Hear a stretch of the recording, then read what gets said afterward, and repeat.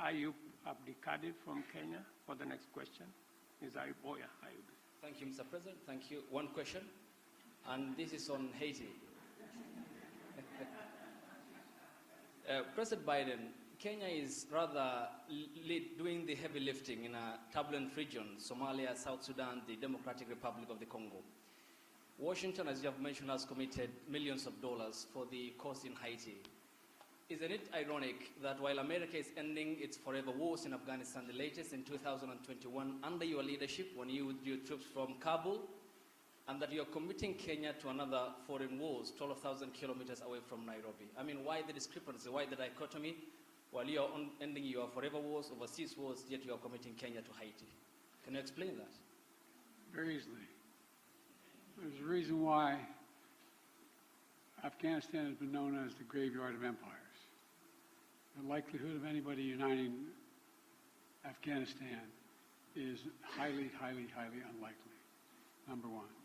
Number two, there are ways to control ISIS other than occupying Afghanistan. It was an unnecessary need. Now, with regard to Haiti, Haiti is in an area of the Caribbean that is very volatile.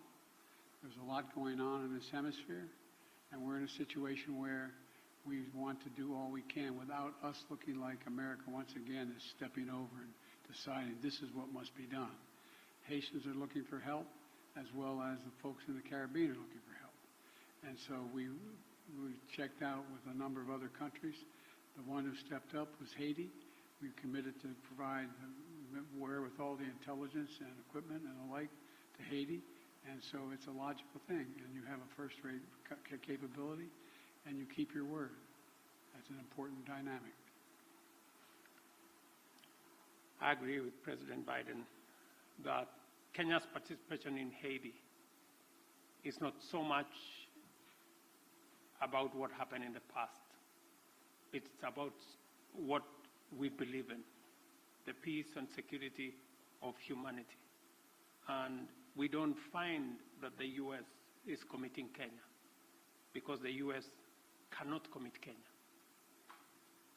I am the president of Kenya. It's me to make that decision. And it's the people of Kenya to commit their own troops using their own structures. We've gone through the processes in Kenya. Parliament has approved. We have a clear mandate. We have a clear framework.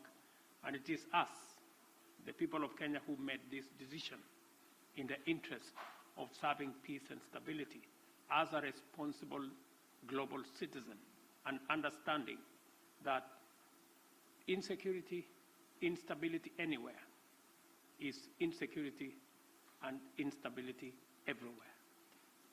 And by the way, you asked about, you implied that we weren't doing anything anywhere else. Well, we're kind of occupied around the world, but we're also engaged in Congo, in the neighborhood. And, you know, we're going to continue to help alleviate human suffering there. The United States is the largest humanitarian donor, providing $375 million in humanitarian funding just this year, including support for more than 6 million displaced people from the DRC. So we are engaged in more than one place. Follow up to my president, Dr. Ruto. You said that Kenya is committed, and in your Carter speech in Atlanta, you said it's based on humanitarianism, helping Haiti out. But can you explain the geopolitical goal, 12,000 kilometers away from Nairobi, when schools in the counties of Baringo, West Pokot, and Turkana have not yet opened because of the banditry problem, yet you are committing our national police force to Haiti, and where is the priority, this being one of your major manifesto pillars, talking about security, and to the extent that even the Defense Cabinet Secretary talked about the deployment of, if need be, the Kenyan military or the special personnel to make sure that schools are open, children go to school in areas that are bandit-prone in Kenya. Why are you committing to Haiti when we have a problem back home? Is it an irony that you are putting the fire in the faraway neighbor's home when our own home is on fire? Thank you very much. I made a commitment to the people of Kenya to sort out insecurity in the North Rift. I have followed that with action.